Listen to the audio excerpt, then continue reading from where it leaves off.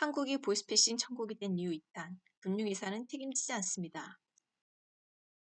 2025년 보이스피싱 피해 금액 1조가 예상됩니다. 금융회사 대출로 인해서 피해 금액이 커지고 있는 상황에서도 금융회사는 책임을 1도 지지 않습니다.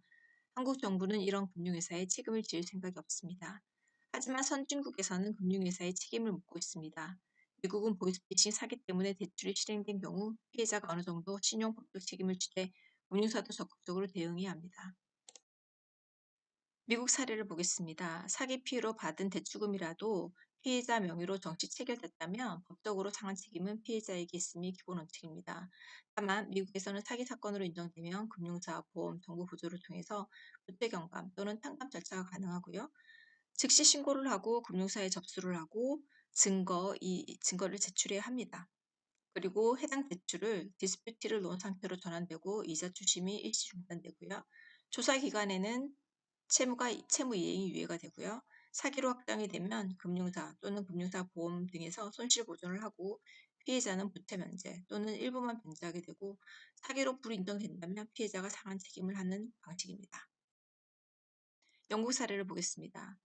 기본 원칙을 보면은 대출 계약이 사기, 기망, 신분 도용에 의해서 체결된 경우 마찬가지로 법에 따라서 계약 무효가 가능하고 피해자가 즉시 신고하고 금융사가 확인하면 채무를 피해자 신용 기록에서 삭제하기도 합니다.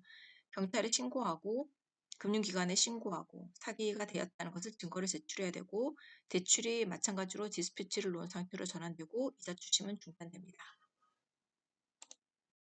싱가포르를 보겠습니다. 싱가포르는 Shared Responsibility Framework가 있어서 금융기관이 이 제도에서 요구하는 의무를 다하지 않는 경우 피해 전액을 먼저 보상해야 됩니다. 보안 토큰 활성 후 12시간 쿨링 오프 이런 제도들이 있고요. 이타 책임은 통신사가 집니다. 금융기관이 의무를 다했음에도 피해가 발생한 경우는 통신사가 SMS 발송 필터링 등의 의무를 위반했는지 검토되어 피해액을 보상해야 할 수도 있습니다. 최종 책임은 소비자가 지는데요. 금융기관과 통신사가 모두 의무를 다했다면 피해는 소비자가 부담합니다. 싱가포르의 12시간 쿨링오프 제도는 대출 신청 후 대출이 바로 실행되지 않고 최소한 12시간 동안은 대출금이 지급되지 않습니다. 12시간 이내 대출을 취소하거나 다시 확인할 수 있습니다. 보이스피싱 조직이 피해자에게 지금 바로 대출받아서 송금하라 는 것을 방지 가능합니다. 12시간 여유가 있으면 가족, 은행, 경찰에게 문의할 시간을 벌 수도 있습니다.